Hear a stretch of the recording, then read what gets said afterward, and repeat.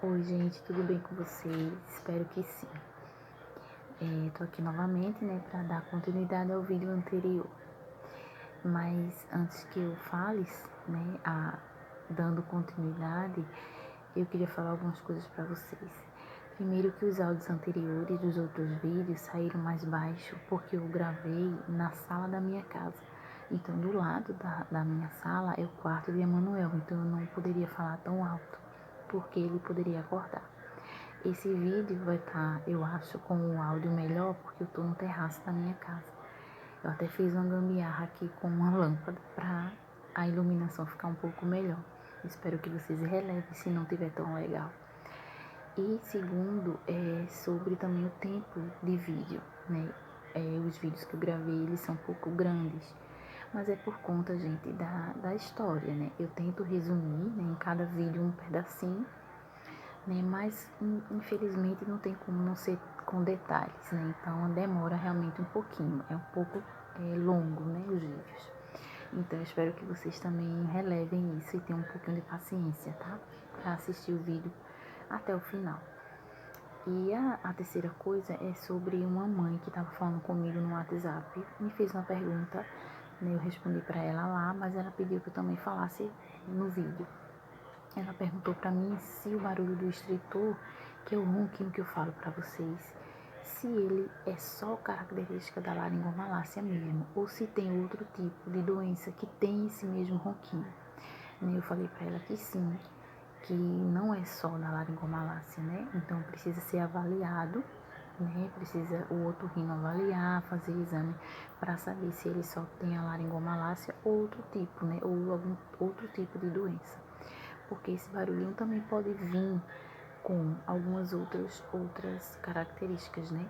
Pode ser também um duplo arco aórtico, pode ser também uma estenose subglótica, uma paralisia da corda vocal, pode ser também um hemagioma subglótico. E todos esses que eu falei agora podem também ter esse barulho do extritor, podem ter esse ronquinho. Então precisa ser avaliado realmente se o bebê tem ou não, certo? Então essa era a dúvida dela. Mas vamos lá, o que interessa. Então, gente, Emanuel foi transferido para outro hospital por conta da cirurgia. Emanuel realizou a cirurgia, né? Ele ficou lá, né, para se recuperar da cirurgia, né? Continuou entubado. E chegou o dia da fisioterapeuta tirar o tubo, né, para ver como é que Emanuel ia ficar. Emanuel ficou legal, né? Conseguiu respirar sozinho, né? O barulho do extritor ainda estava lá. Ele tinha ainda esse padrão respiratório um pouco elevado ainda, né? Mas a gente achava que era por conta da laringomalácia mesmo. E eles resolveram dar alta para Emanuel para ir para o quarto, né? Para o apartamento. Porque Emanuel ainda estava com a sonda, né, no nariz, e a fono ia para lá para fazer a transição, né, para que ele conseguisse sugar o peito ou uma mamadeira, né, porque ele tinha que aprender a deglutir e a respirar ao mesmo tempo, né, e ter o cuidado dele não broncoaspirar também, né, mas aí a gente ficou só 5 dias lá no quarto, né, foi muito pouco. Teve uma noite que eu vim para casa para dormir, né, para descansar, porque eu tinha ficado por vários dias lá, mesmo cirurgiada ainda, né, mesmo de resguardo, né, eu optei para ficar e passar uns dias lá sem vir para casa, porque ele estava precisando de mim mesmo, né, da minha presença, né, como mãe para ajudá-lo. Eu também estava tirando leite, né, do peito para dar para ele. Mas graças a Deus, depois meu esposo me ajudou, né, também a ficar com ele, para eu vir para casa, descansar, a cunhada dele, né, e nessa noite a cunhada dele foi ficar com ele e eu vim para casa dormir. Mas aí umas meia-noite, mais ou menos, meia-noite e meia, ela liga pra gente, né, nos informando que Emanuel ia pra UTI novamente. E eu perguntei por quê, o que aconteceu, né. Aí ela falou que ele estava tomando o leite, né, e depois que ele tomou, ela foi pegar ele no braço, no colo, e ele começou a vomitar, né? Então saiu leite pelo nariz e pela boca. E ele ficou muito cansado rapidamente, né? Roxinho e tal, muito cansado mesmo. e decidiram levar ele para a UTI novamente. Então ele foi para lá, né, ficar na UTI de novo, ele foi entubado novamente, porque o padrão respiratório estava demais, né. Meu esposo foi para lá nessa noite, eu fiquei em casa com a minha filha, né, minha mãe, eu não tive condições de ir no momento. E, né, meu esposo foi para lá, né, para ficar perto dele, para tentar, né, entender o que tinha acontecido e tal. E depois que estabilizaram ele, meu esposo veio para casa e a cunhada dele ficou lá, porque meu esposo ia trabalhar no outro dia de 6 da manhã. E, né, no outro dia de 7 horas eu estava lá para ficar com meu filho, né, e ele ficou entubado, né, os médicos fizeram raio-x, viram que ele tinha broncoaspirado realmente, o leite foi pro pulmão e, né, teve que ficar lá. E os dias foram passando, cuidaram da pneumonia, deram antibiótico. Emanuel começou a ficar bem, né, novamente. E chegou o dia de retirar novamente o tubo. Retirou o tubo, Emanuel ficou legal, conseguia respirar sem o tubo, né. Continuou fazendo fisioterapia respiratória, né, fazia também aquelas bombinhas, né, de aerolim para ajudá-lo. Com o tempo colocaram em Emanuel um PICC line, né, no bracinho, que é um tipo de acesso venoso para ele tomar as medicações, né. Depois, antes do PICC line, colocaram uma central, aqui também, que é um acessozinho, né. Mas essa central saiu com poucos dias e colocaram esse PICC line no bracinho dele, né, para colocar medicação. E os dias foram passando, né, e tiraram tudo dele, como eu falei, novamente, mas o cansaço ainda estava muito grande, muito grande. E os pediatras começaram a desconfiar que teria outra coisa ali, além da laringomalácia.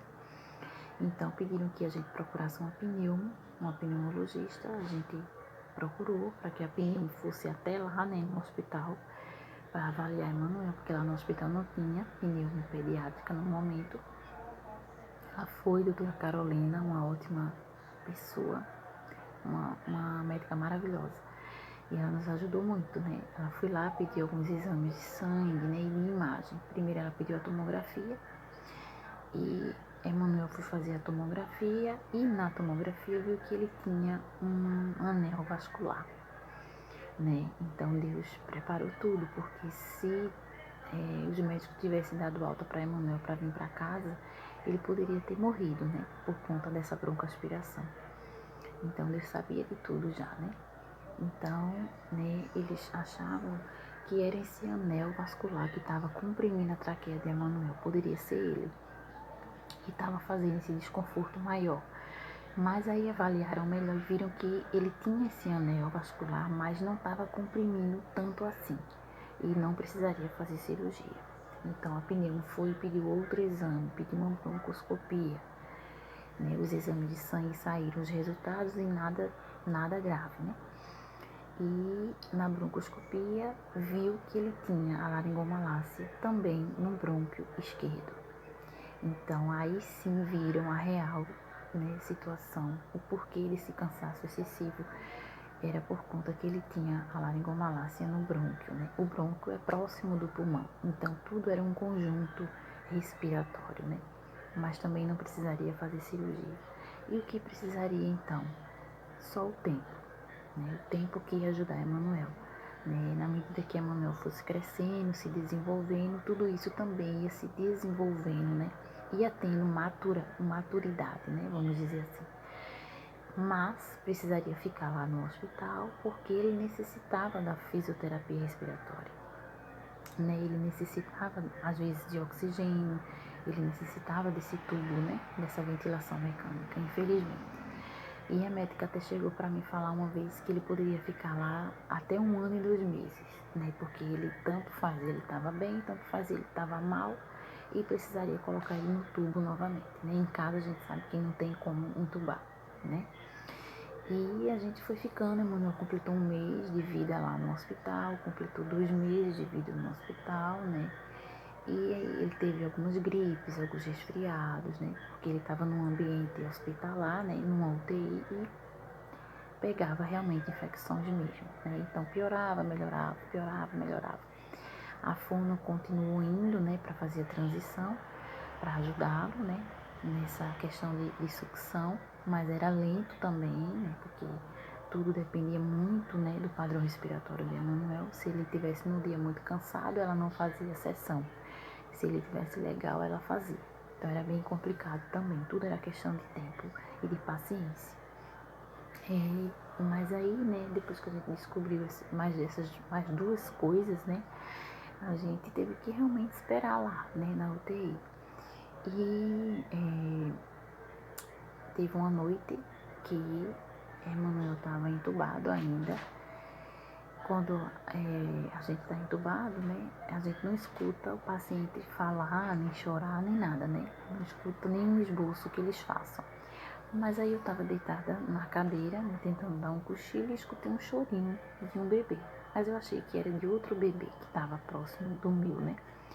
Mas aí me deu aquela vontade de levantar da cadeira, né? E olhar Emanuel. Quando eu olho Emanuel, ele tinha puxado o tubo da boquinha dele, né? Com a mãozinha dele. Ele sempre foi muito traquino. Então ele puxou esse tubo e no momento que ele puxou, ele estava tomando a dieta, né? Ele estava tomando o leite. Então esse leitinho ficou todo no rosto dele, né?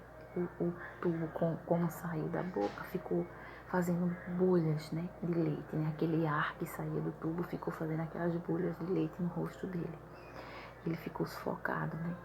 Então, como ele retirou o tubo, ele ficou muito cansado, muito cansado. Então, ele passou a noite inteira desaturando muito, né? Muito agoniado mesmo. Mas aí, a médica que estava de plantão, né, começou a noite inteira dando bombinha de aerolina nele, adrenalina também, né, fazendo fisioterapia respiratória para não entubar, porque ele já estava demais, né?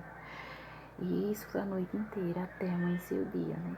Seja amanhã, Emanuel já estava no ápice da respiração dele. Coração aceleradíssimo, tudo muito alterado, né? O carrinho de parada já estava próximo, porque ele estava demais. E aí, Emanuel teve a primeira parada respiratória, né? E eu fiquei anestesiada na hora, mas aí ele voltou muito rápido, né? Eu acho que foi uns 2 minutinhos, mais ou menos. Ele voltou. Ele ficou muito pálido, e parou de respirar, né? Eu vi que o monitor, né, que via a saturação dele, o batimento cardíaco aumentou muito e ele parou. Mas aí ele voltou rápido também. E todo mundo, né, agilizando, fazendo uma coisa, fazendo outra. A médica pediu que eu pegasse ele no colo. Fiquei com ele no colo para tentar acalmar. Ele estava muito agitado. E ele teve a segunda parada respiratória, né? Muito rápido. Ele ficou também uns de 2 a 3 minutos sem respirar. E voltou novamente. Então, quando a médica pega o carrinho de parada, quando ia tentar fazer a manobra nele, ele voltou. E nisso, né, eu vendo todo mundo desesperado, né, assim, tentando fazer o que eles podiam. E na minha cabeça veio novamente, né, ele vai ter que ser entubado novamente. E ele teve a terceira parada respiratória. E na terceira, ele ficou muito roxo, muito roxinho, o lábio, o rosto, fugiu o sangue dele. E nessa hora eu disse, doutora, eu acho que não vai dar pra esperar mais, eu acho que ele vai ter que ser entubado, né? Ela falou, mãezinha, agora não dá pra esperar mais. Então eu lembro como hoje, eu peguei ele do meu colo e dei no colo da médica, disse, entube ele agora, por favor. Porque eu não aguento mais ver ele assim, eu não tenho mais natureza para ver ele dessa forma.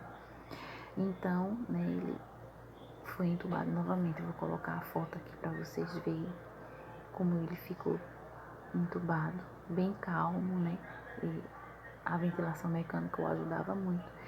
E Emanuel ficou por vários dias entubado novamente, né? Então, eram dias de desespero, eram dias de angústia, né? De incertezas também. Mas eu acreditava que tinha um Deus que estava cuidando do meu filho, cuidando de mim lá, para que eu tivesse forças para ficar ali, né? Do lado dele. E Deus falava para mim que tudo isso ia acabar um dia, né? que Ele ia me dar vitória, que Ele ia nos dar vitória. E para não ficar tão longo o vídeo, gente, no próximo eu termino, né, contando mais um pouco dessa trajetória de Emanuel. Espero que vocês tenham gostado, espero que vocês compartilhem, que vocês se inscrevam no canal, deixem seu like, tá? Ativem o sininho para que vocês saibam, né, as notificações dos próximos vídeos, certo? E desde já eu agradeço muito vocês, a cada um de vocês que já se inscreveram, que estão tendo paciência de assistir todos os vídeos, tá certo? Obrigada por tudo e fiquem com Deus.